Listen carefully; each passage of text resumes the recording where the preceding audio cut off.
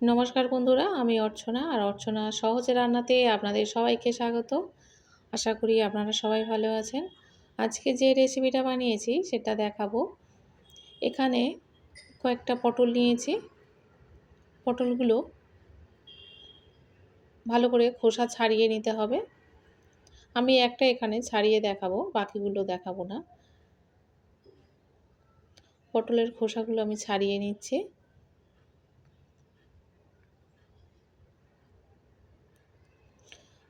আজকে যেটা বানাবো সেটা হচ্ছে পটলের দরমা। ভেতর থেকে যে পটলের মধ্যে যে বীজগুলো আছে সেটা বের করে নিতে হবে।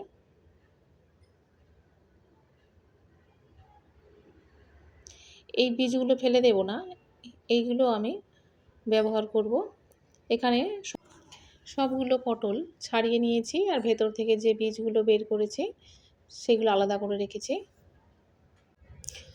পটলগুলো যদিও আমি আগে থেকে ভালো করে ধুয়ে রেখেছিলাম, তারপরে খোসা ছাড়িয়ে নিয়েছি। আর পটলগুলো ধোয়ার দরকার নেই। আর এই ভেতর থেকে যে বীজগুলো আমি বের করেছি এটা আমি ভালো করে শিলে বেটে নেব। এরপরে আমি একটা ফ্রাইং প্যানের মধ্যে কিছুটা তেল দিলাম, সরষের তেল। যে পটলগুলোর খোসা ছাড়িয়ে রেখেছিলাম সেগুলো আমি একটা একটা করে দিয়ে দিচ্ছি। ভালো করে ভেজে নিতে হবে, উল্টে পাল্টে ভালো করে ভেজে নেব। আর এখানে সামান্য একটু হলুদ দিয়ে দিচ্ছি।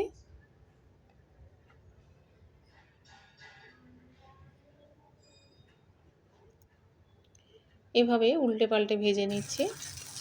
পটলগুলো ভাজা হয়ে গিয়েছে, এবার তুলে নেব।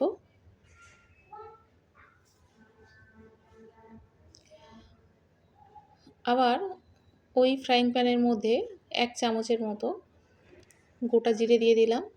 আর পেঁয়াজটা ভালো করে থেঁতো করে নিয়েছি, দিয়ে দিয়েছি। আর রসুন 1 চামচ দিয়ে দিয়েছি, দিয়ে ভালো করে ভেজে নিচ্ছি। মশলাটা কষিয়ে নেব। সামান্য একটু কাঁচা লঙ্কা দিয়েছিলাম। পটলের বীজগুলো যখন বাটি তার সঙ্গে কয়েকটা কাঁচা লঙ্কা দিয়েছিলাম, দিয়ে একসঙ্গে ভালো করে পেস্ট করে নিয়েছিলাম, তাই ঝালটা একটু বেশি হবে। ওটা কষানোর পরে মাছের ডিম অল্প একটু রেখেছিলাম, সেটাও এর মধ্যে দিয়ে দিলাম। মাছের ডিমটা আগে থেকে ভেজে রেখেছিলাম। এর মধ্যে কিছু মশলা দিয়ে দিচ্ছি, যেমন জিরা গুঁড়ো দিয়ে দিয়েছি, ধনিয়া গুঁড়ো 1 চামচ দিয়ে দিলাম, হলুদের গুঁড়ো দিলাম 1 চামচ, লঙ্কার গুঁড়ো দিয়ে দিয়েছি 1 চামচ, আদা বাটা দিয়ে দিলাম 1 চামচ, স্বাদ মতো নুন আর সামান্য একটু গরম মশলা দিয়ে আরও ভালো করে কষিয়ে নিতে হবে।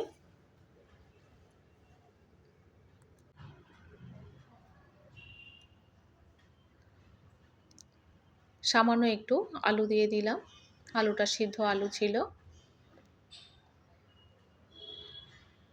এবার এর মধ্যে দিয়ে দিচ্ছি ধনেপাতা কুচি।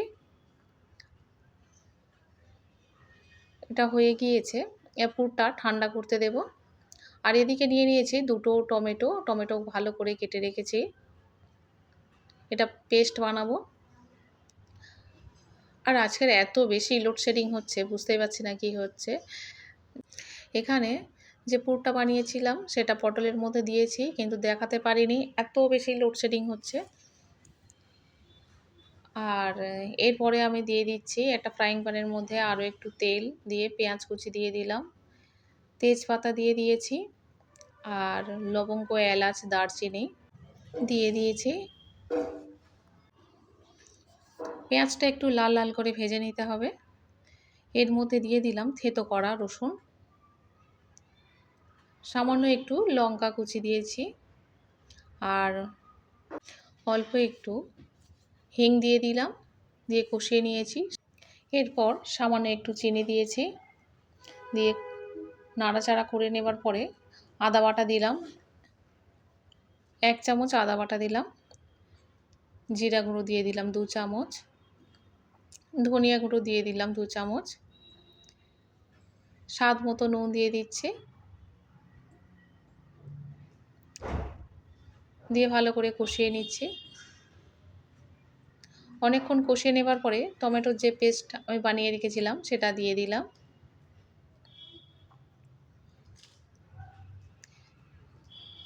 এবার এটা খুব ভালো করে নাড়াচাড়া করতে হবে, না হলে তলায় লেগে যাবে। আর এরপরে দিয়ে দেব হলুদের গুঁড়ো আর লঙ্কার গুঁড়ো 1 চামচ করে দিয়ে দিলাম।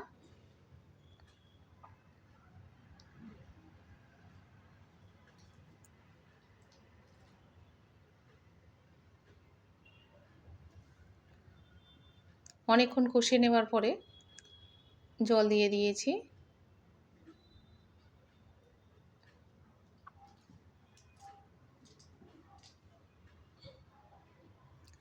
তরকারিটা বেশ ফুটতে শুরু করেছে।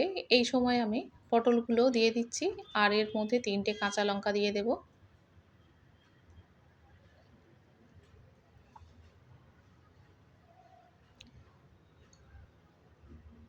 এটা 10 মিনিট ফোটাবো, ফোটালে তরকারিটা হয়ে যাবে।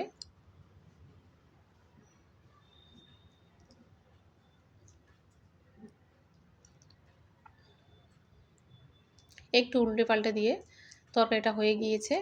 সামান্য একটু গরম মশলা দিয়ে দিচ্ছি আর দিয়ে দেব ধনেপাতা কুচি। উপর থেকে একটু ধনেপাতা কুচি দিয়ে দিলাম। আজকের রেসিপি পটলের দরমা হয়ে গিয়েছে। রেসিপিটা কেমন হয়েছে আপনারা অবশ্যই করে কমেন্টে জানাবেন। আমি পটলের দরমা এভাবে করি।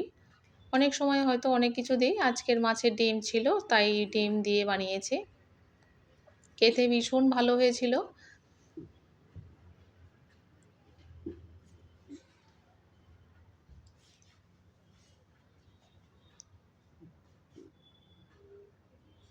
এভাবে একটু সাজিয়ে দিচ্ছি।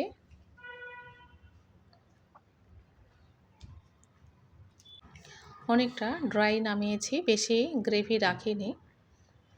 শুধু এটা না, অন্য তরকারি হয়েছে তাই এটা বেশি গ্রেভি করিনি। দেখুন কত সুন্দর হয়েছে। খেতে ভীষণ ভীষণ সুন্দর হয়েছিল। আমি অর্চনা, আপনারা দেখছেন অর্চনার সহজ রান্না। অবশ্যই করে লাইক, শেয়ার এবং সাবস্ক্রাইব করবেন। দেখা হবে আবার পরের ভিডিওতে।